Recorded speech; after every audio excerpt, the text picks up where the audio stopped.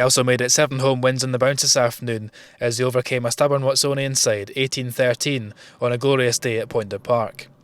It was the visitors who took the lead with 4 minutes on the clock as a clever kick from fly half Mac McMillan resulted in the 50-22, and from the subsequent line-out hooker Jamie Holligan picked up from the base to drive over. McMillan converted for a 7-0 lead.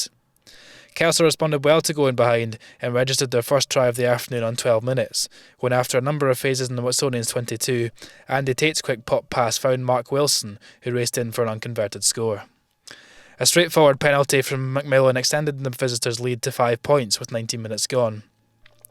Centre Frankie Robson made a fine break for Kelso as the first half neared its close, bouncing off tacklers as he brought play from the halfway line to just 15 metres out, but his side were unable to capitalise and the scoreline remained 10-5.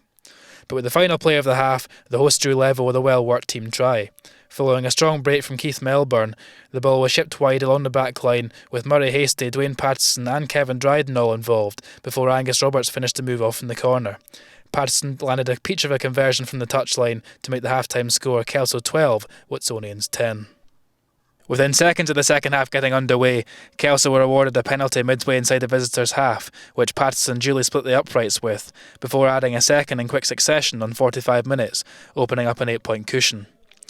Watsonians hooker Holligan was shown a yellow card shortly before the hour mark for a high tackle on Angus Roberts as he set off on a weaving run, before Kelso's Patterson joined him shortly after for a similar offence.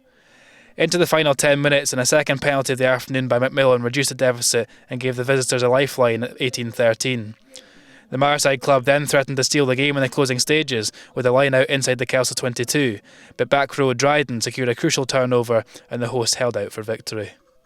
So Murray, another win today, but Watsonians really made you work for it? Yeah, I think we were talking through the week.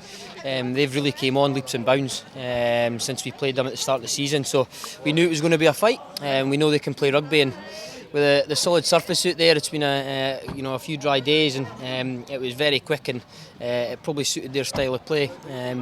We again moved the ball really well at times, and we felt we could maybe done a little bit more of that. But our scramble defence was really good, and I think the penalties that we took, just in the second half, very intelligent for Andy and the leaders in there to take those points, and ultimately that's what got us the win. So, having not played in about 3 weeks, it's safe to say maybe a wee bit of rust there in that first half. Yeah, very rusty. A few changes again, and you had a couple of excuses, but the Selkirk pitch was nice and moist for us in that border tussle, and then coming down here playing on a hard surface as well. So, a little bit of change up there, but yeah, a little bit of rustiness. But ultimately, we come away saying, we've got the double, you've got the win down at Poynder Park, and that's the main thing. So that's now 7 home wins in the bounce. How important is it that you make Poynder a fortress going forward, if you like? I think we spoke about that at the start of the season, and we've had some really tight tussles here as well. Again, that's something we will continue to do going forward in next season as well. I think ultimately you win your home games, and you can pick a few away from home, and we've been very close at some away games as well. Bigger Heriots, who are two quality sides, but ultimately you win your home games, you're going to be up there around the boots at the top of the table. You got Melrose at the Green Yards next week. What are your thoughts on that fixture? Yeah, again, they're a side that like to go width to width, so we're going to have to match that.